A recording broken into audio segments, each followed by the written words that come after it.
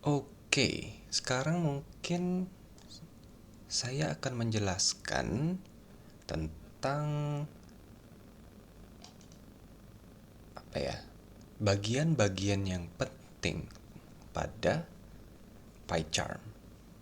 Yang saya gunakan di sini adalah IDE PyCharm keluaran dari JetBrains.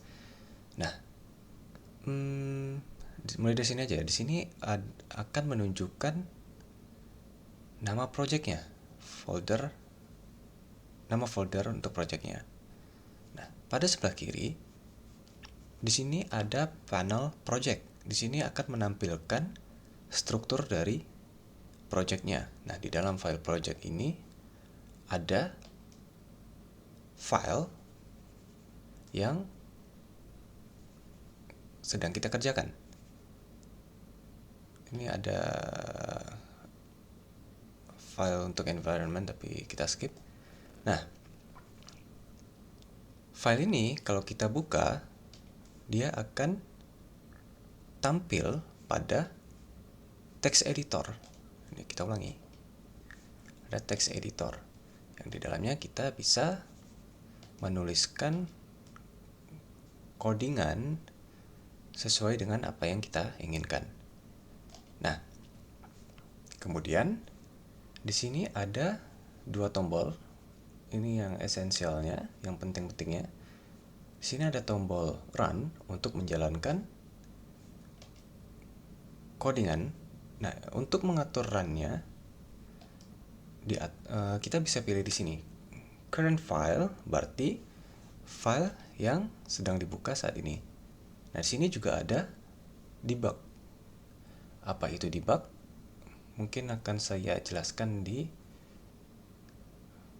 kesempatan lain, di video selanjutnya. Nah, kemudian hasil dari codingan yang kita telah tulis itu akan tampil di konsol. Untuk saat ini akan muncul di konsol. Karena fungsi print di sini akan menampilkan pada konsol yang ada di IDE yang kita gunakan. Kita coba running lagi. Untuk membedakan, saya coba hilangkan tanda serunya. Kita run, klik run, maka akan muncul di sini. Nah, di sini dia akan muncul. Jangan merasa terintimidasi ya, karena di sini dia hanya menunjukkan keterangan bahwa ini kalau nggak salah ya, yang sudah saya pelajari di sini dia muncul apa ya, compilernya. Program apa yang sedang kita gunakan untuk menjalankan aplikasi, bukan gimana nyebutnya ya. Istilahnya mungkin program apa yang kita gunakan untuk menjalankan aplikasi yang sudah kita buat. Kebalik mungkin ya, tapi seperti itulah. Dan selanjutnya ada di mana letak program yang telah kita buat. Dan di bawahnya akan menampilkan output dari program yang telah kita buat. Ini kita beri nama konsol. Di sini juga ada terminal. Nah, di terminal ini kita bisa gunakan command Python min version untuk melihat versi Python yang sudah kita gunakan. Nah, oke, selanjutnya di sini saya akan coba jelaskan ya tentang apa yang ada di dalam text editor ini.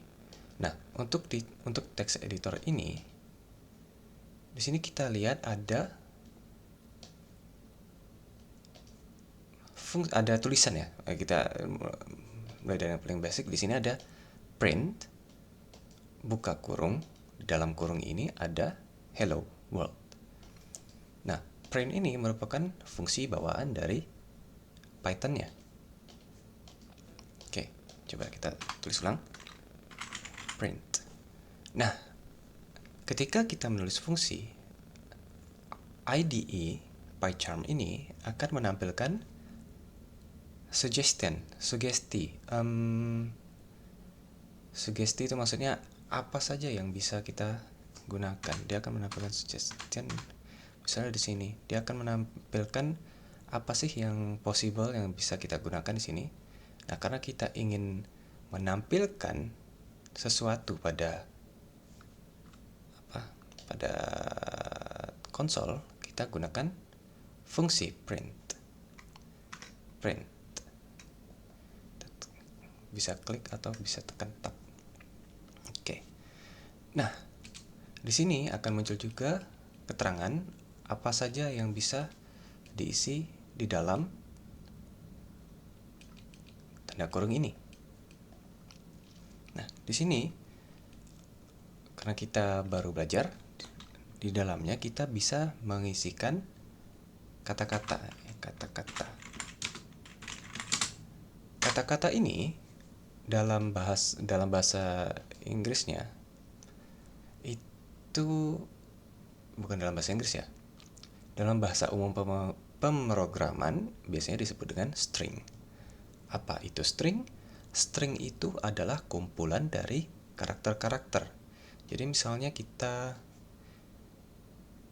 punya karakter, kata-kata ini kan terdiri dari huruf K, A, T, A gitu. Nah, di sini string itu kumpulan dari karakter yang membentuk kata ini gimana ya gitu gitulah ya.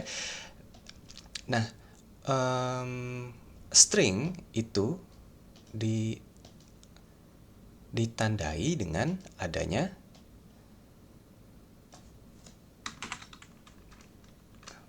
tanda petik seperti ini. Petik 2 dan diakhiri dengan petik 2. Nah, apa yang terjadi jika kita hanya memberikan satu petik 2, misalnya di sini, hello, maka dia akan muncul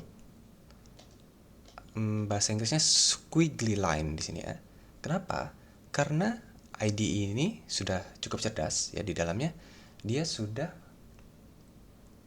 mempunyai, kalau dalam bahasa Inggrisnya itu disebut code lint atau code analysis. Jadi misalnya ada yang salah, dia akan memberitahu seperti itu. Nah, biasanya code lint ini atau code analysis ini terdiri dari, biasanya umumnya ada 3. Dia tuh ada pertama berwarna merah. Merah ini menunjukkan kalau dia error. Kedua, dia ada muncul warna kuning. Gimana yang muncul tanda kuningnya? Bingung saya. It's okay actually. Ini apa ya? Nah, ada tanda kuning. Kuning ini tandanya dia warning. Dan ada juga biasanya tanda abu-abu, tapi nggak tahu kalau di PyCharm ya. Nah, kalau di PyCharm kayaknya nggak ada. Tapi biasanya abu-abu itu menandakan typo atau ketidaksesuaian bahasa biasanya. Maksudnya dalam bahasa, misalnya di sini defaultnya bahasa Inggris, tapi kita menggunakan bahasa Indonesia atau something gitu. Nggak ada ya. Mungkin bisa coba sendiri ya di kesempatan lain. Nah, misalnya ada salah seperti ini. Nah, di sini IDE-nya biasanya cukup cerdas untuk menampilkan keterangan apa yang salah secara sintaks biasanya. Sintaks itu secara penulisan. Nanti ada lagi depannya S juga, tapi saya lupa apa. Nah, di sini dia bakal menunjukkan apa yang salah biasanya secara sintaks. Kita harus melengkapinya. Biasanya udah langsung kelihatan itu kan. Nah, di sini misalnya missing closing quote. Nah, kita perlu menambahkan titik 2. Atau biasanya di ujung kanan akan diperlihatkan apa masalahnya. Nah, di sini missing closing quote. Oke. Atau sesuatu yang expected di sini. Di titik 2, titik 2. Ya, titik 2. 2 ini menunjukkan line-nya, line. Nah, dari sini ya. Oke. Nah, ini misal kita jalankan, dia akan menunjukkan di mana salahnya pada konsol. Nah, di sini, nah ini bukanlah hal yang buruk ya, karena dia akan menunjukkan di mana sih bagian kita yang salah gitu. Nah, pada kasus ini, karena kita sudah tahu apa yang harus dibetulkan, kita bisa langsung menuliskan apa yang kurang. Tapi misalnya codingannya sudah advance, sudah lebih kompleks, ini bisa kita copy paste dan kita cari di Google.